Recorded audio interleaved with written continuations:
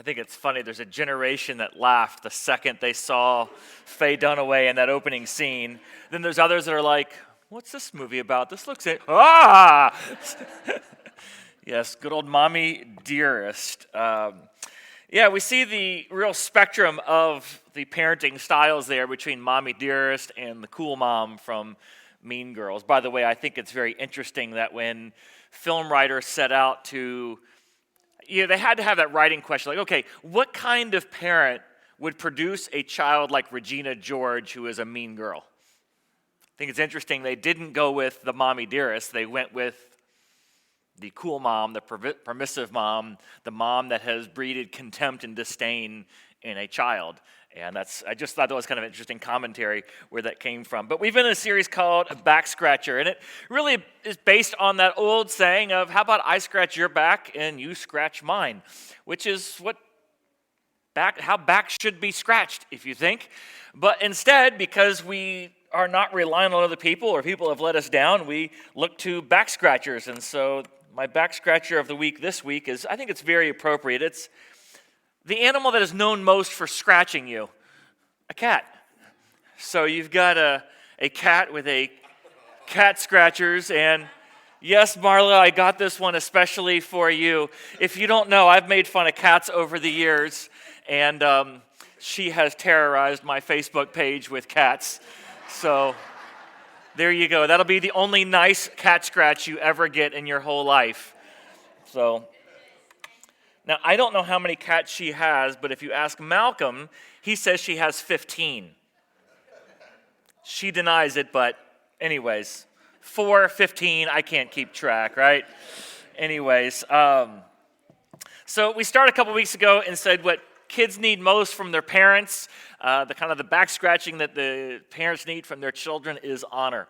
And then what kids need most from their parents, we looked at that last week, which was the blessing and to be able to bless your kids. We'll see this morning is another thing that children need from their parents is to simply understand how life works.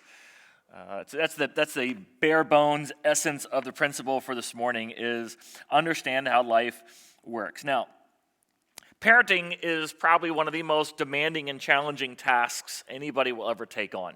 I think it appropriately begins with labor and doesn't get any easier after that, right? All children come in through labor, right? And then it just gets harder from that point on. And it seems like my kids are kind of getting to that later stage now, and it seems like right as soon as you figure out parenting, they no longer are that child anymore, right? You figure out parenting a preschooler, and then right when you're like, all right, we're getting this down. I'm feeling pretty good. They're no longer a preschooler. They're now in elementary school, and it takes a completely different set of parenting tools. And then you get that down, and then middle school comes in, and middle school that one's weird. That's a weird time. I mean, I know it's called adolescence and puberty, all those things come in, but it makes parenting really weird.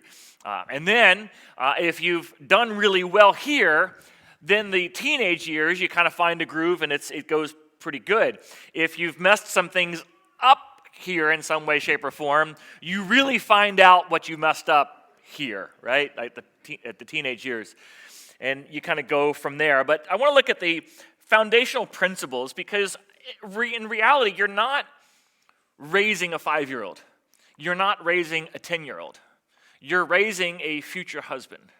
You're raising a future wife. You're raising a future parent. You're raising a future functioning member of society. That's what you're raising. And sometimes we get confused and, I'm just raising these kids. No, you're not raising kids. You're raising somebody who's going to have to function in the world on their own, which is why our primary duty as parents, in addition to blessing them, is to give them an understanding of what reality is. And there's 2 foundational verses that I kind of want to look at this morning about this. One of them is Proverbs chapter 1, verse 7, and the other is Galatians chapter 6, verse 7. Anyway, sorry. All week long and looking at that. Yeah, I don't know. Yeah. You're doing that now, but you may not like the reality of the verse. So let's go on. Proverbs 1:7, it says, the fear of the Lord is the beginning or the foundation of true knowledge. But fools, aka kids, despise wisdom and instruction or discipline, depending on how you translate that word. And the word translation here is quite tricky because when you start off with this word fear, that's a real misleading translation to it. I can't tell you exactly what the best word is. Some words require explanations, not a direct translations. When you're going from one language to another, you don't always have the best word in the other language to describe that. Sometimes you sort of need an explanation, not just a word for something. And that's kind of what this word is. And you think about fear. Now, when you say fear in our English, we typically go to some sense of, like you're telling me that mommy dearest is the way that you begin parenting. Is that really the foundation? No, that's not at all what is meant or described by this word. It is not a mommy dearest, kind of like when was it Christy or whatever that girl's name was? Was it Christy? Christine? Christina. Oh, some of y'all read the book. Or the movie, when that little girl goes and, like the kids pull the covers up over their heads, or she goes and runs and hides, crumpled up, that is not what this word is at all. Rather, think of, so we described this couple words, I don't remember, it was a couple weeks ago, we talked about, I think it was in our honor series, we talked about or that message on honor. It brings with it the sense of honor, respect, or reverence, or think in the terms of not an unhealthy fear like mommy dearest, but think about what are healthy fears, like the fear of heights. Can we agree that's a healthy fear, right? When you get to the top of a ladder. Now, I know that there's a little sign, maybe I've never read it. There's actually a sign that says, do not go above this step. Do you know you're actually not supposed to step on all the steps of a step ladder? I didn't know that for a long time. And because of that, I have learned how to stand on all the steps of the ladder. And sometimes we stand on the higher steps of the ladder and you lose a healthy sense of fear, right? And what happens when you lose a healthy sense? Danger, Will Robinson. To quote old movies, since we're on the thing. There's a danger at hand. When you work on a roof, you should have a healthy sense of fear of falling off of said roof. When you go mountain climbing, you should have a healthy sense of fear.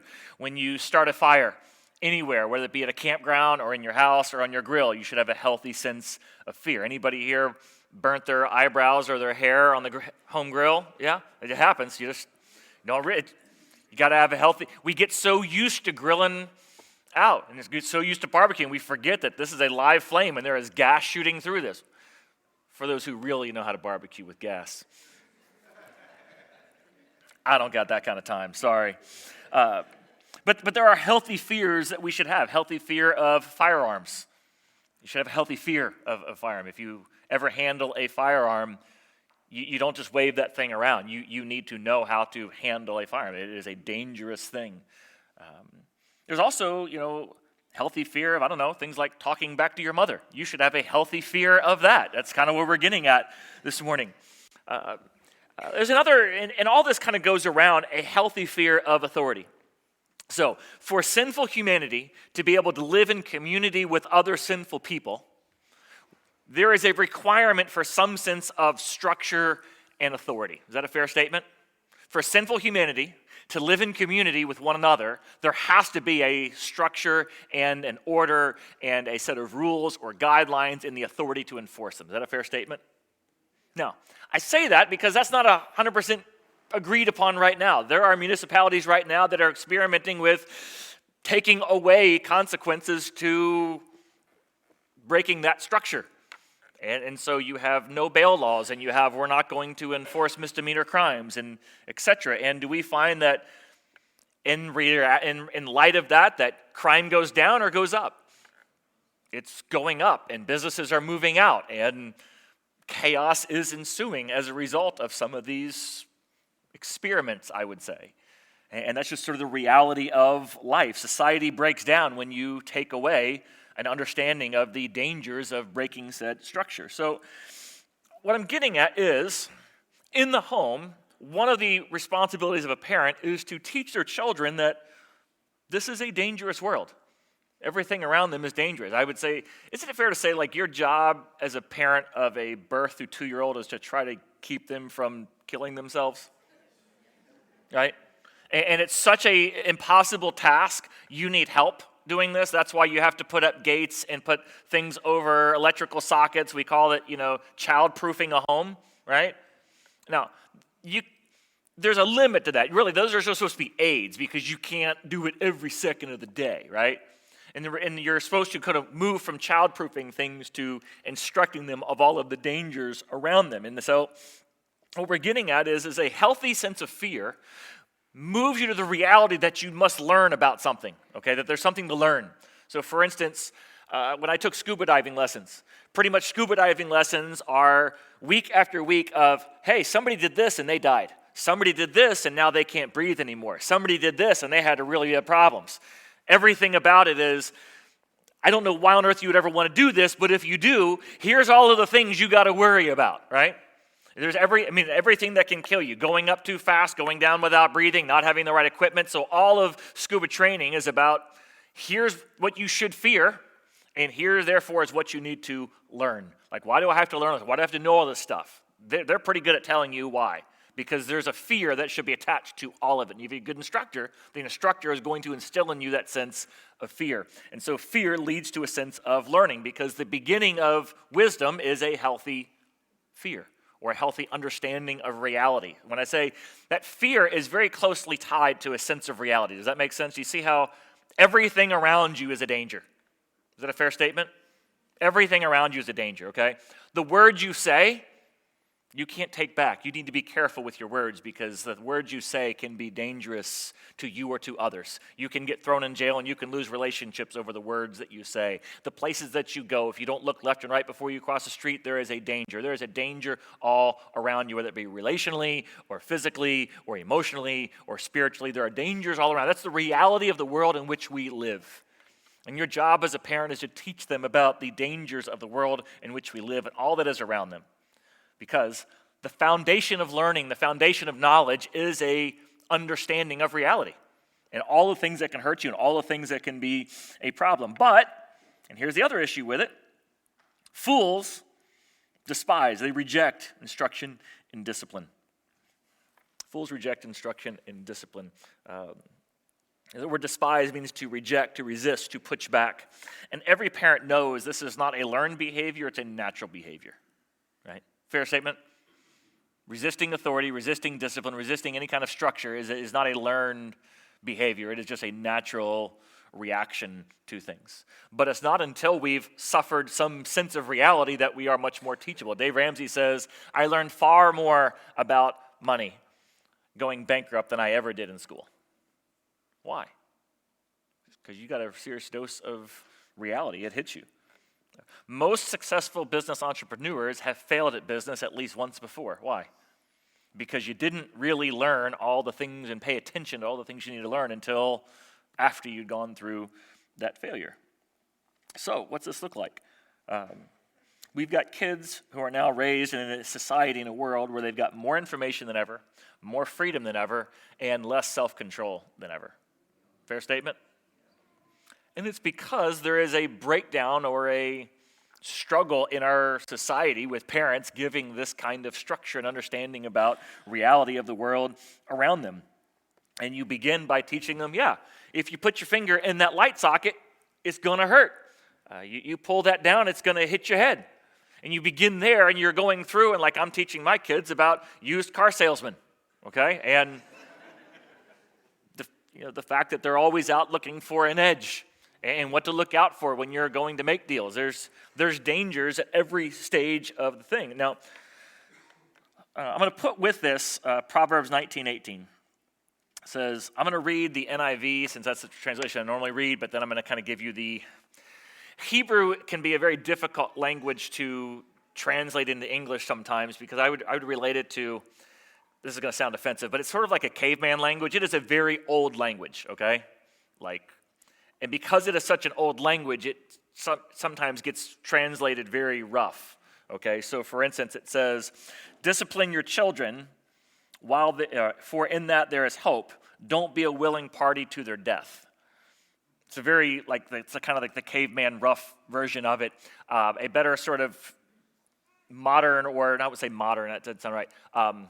A better translation into English, it would be something like, discipline your children while they are young, or while there's still hope, or while there's still time, okay? If you don't, you're leading to them destroying their lives. I mean, you can sort of come back to it. For the kid who has not learned to look left and right, or it's going to come up later.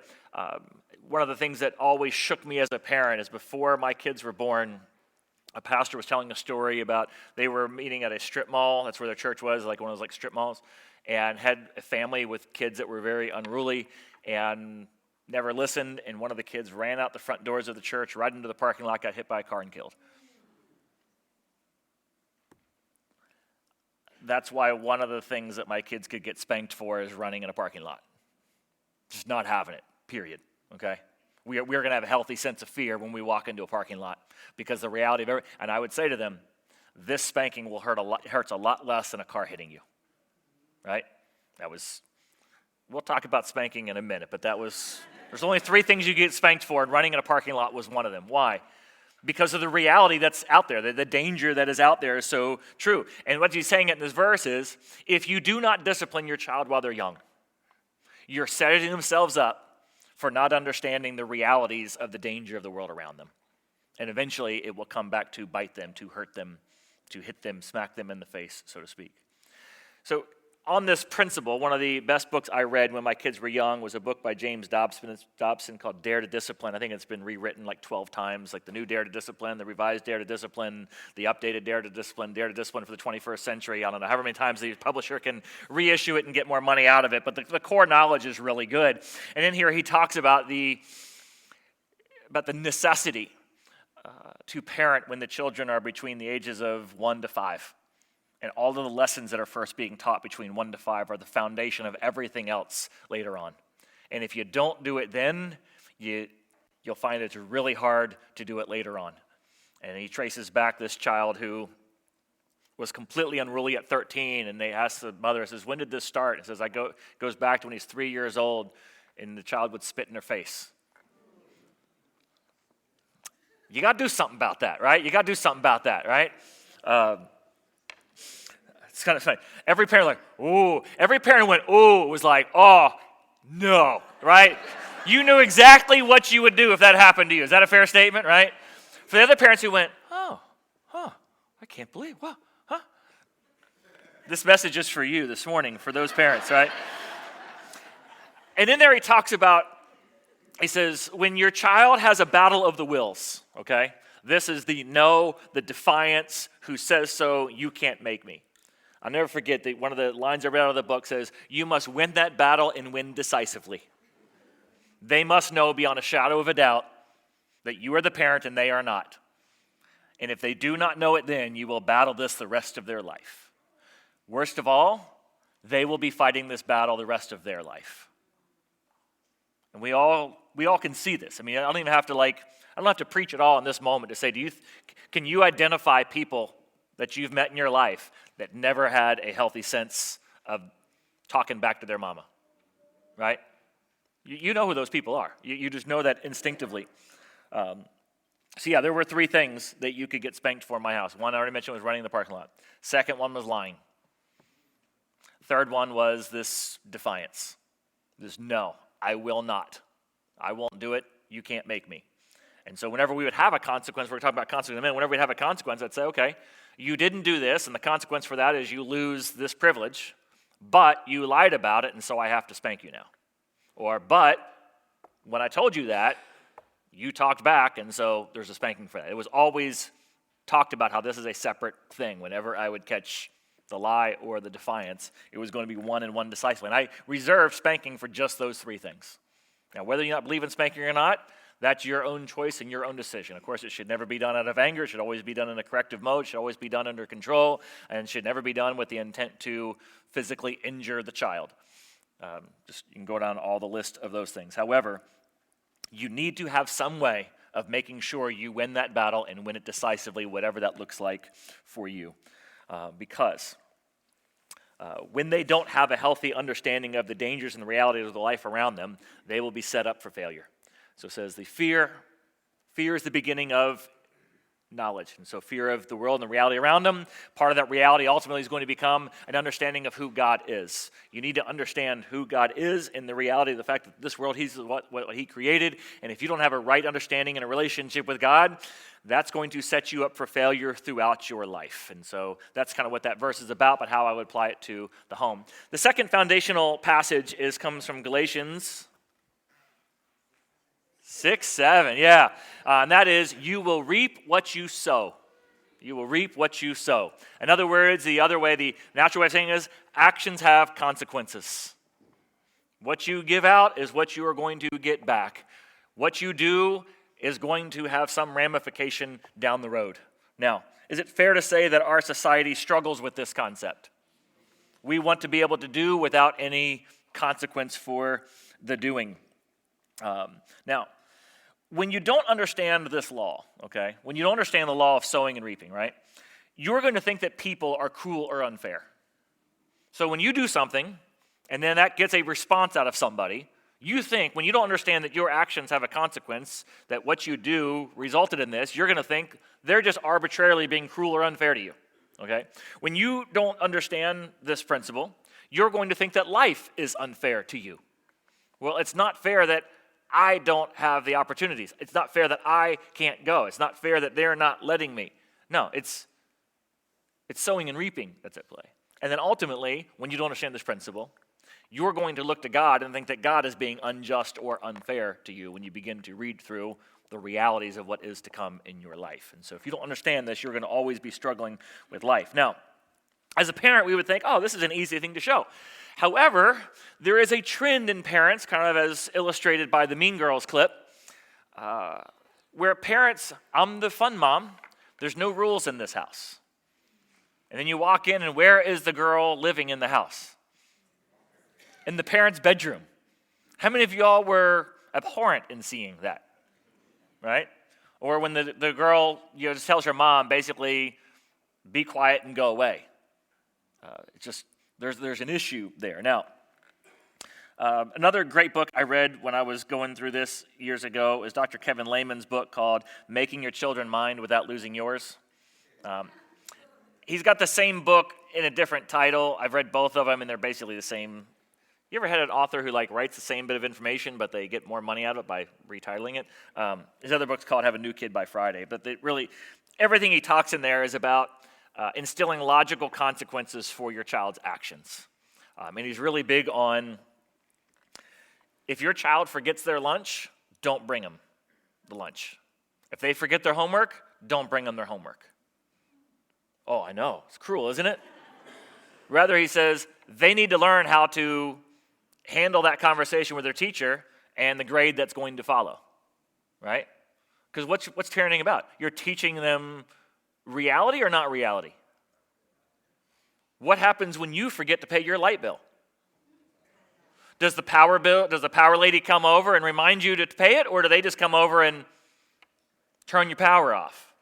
That's reality in life.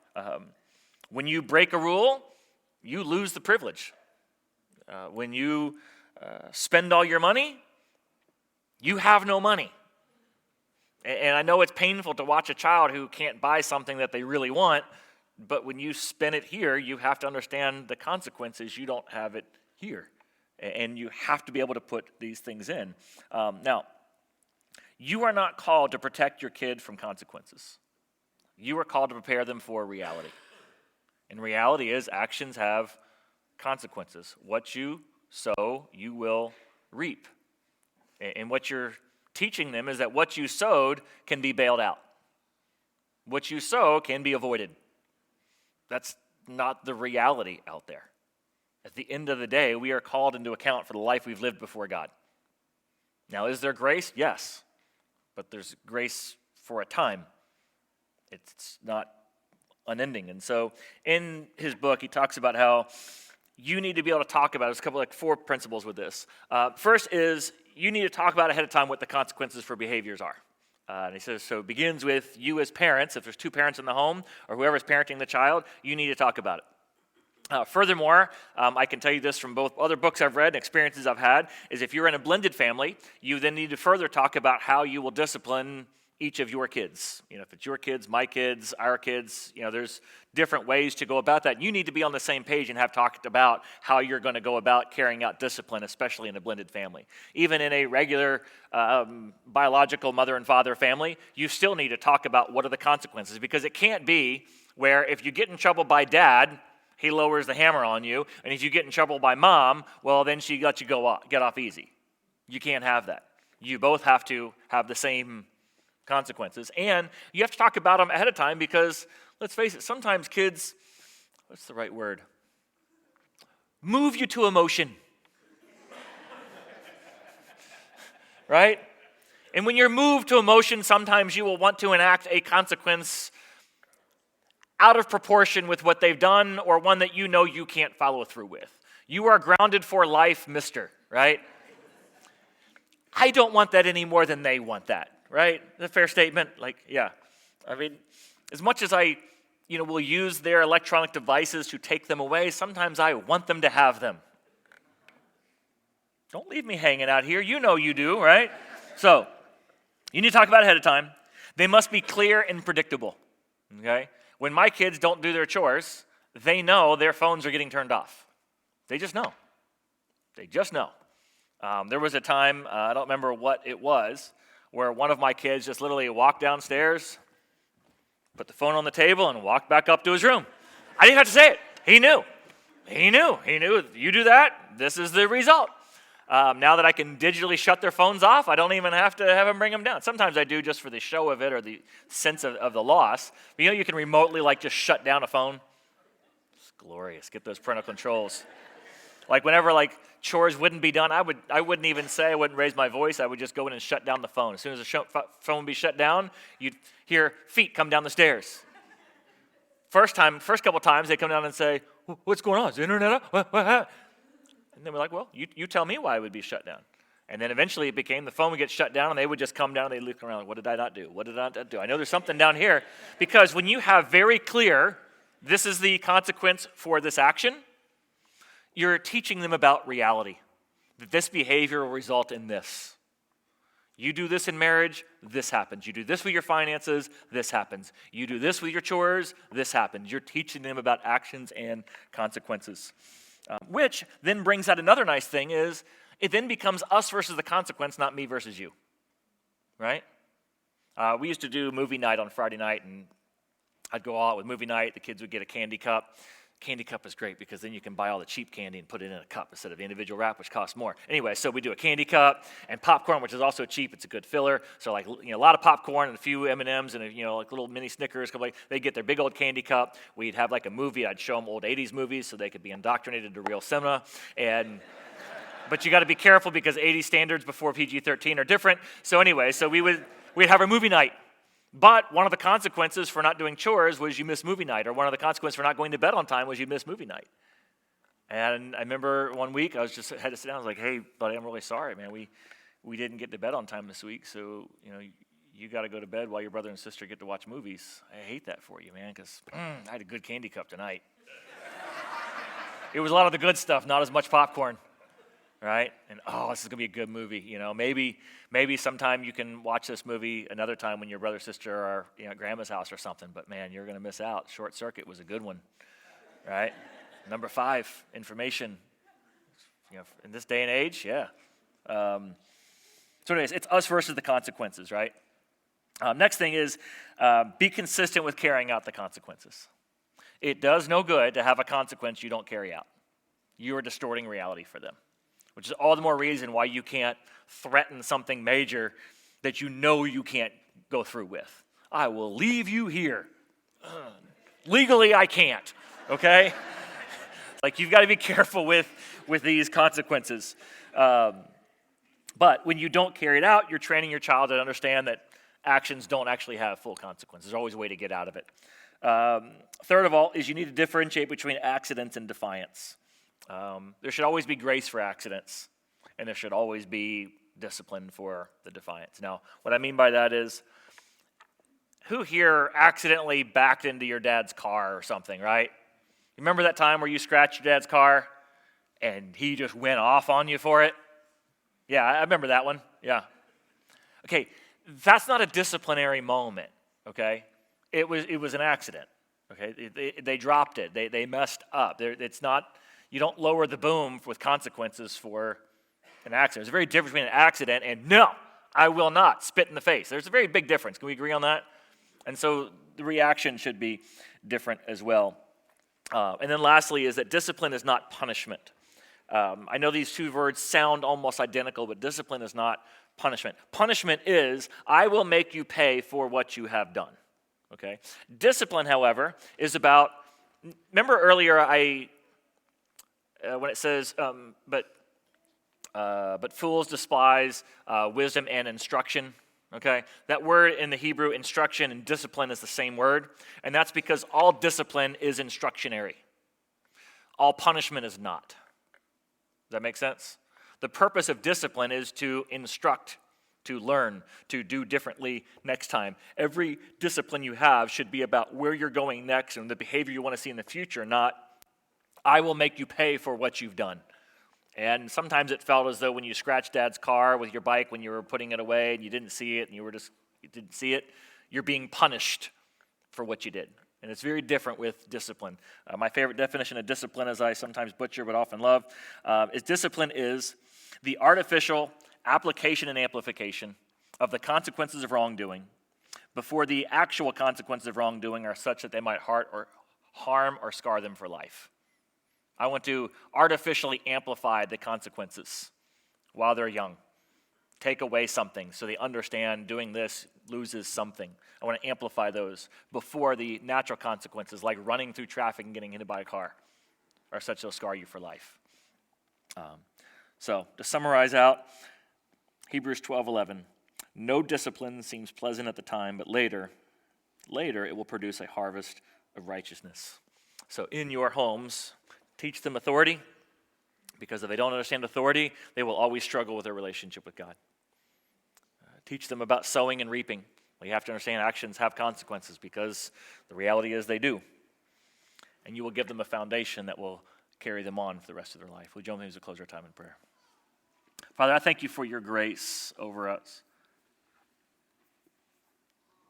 I thank you, Lord, that you have led us, that you have parented us with the same kind of love and this grace. That all these things that are foundational for a healthy life ultimately set us up for a right relationship with you. That we might have a healthy sense of awe, respect, and fear for the fact that you hold our very life and our eternal future in your hands. But that we also might know, Father, just how much you love us. For true discipline is an extension of love.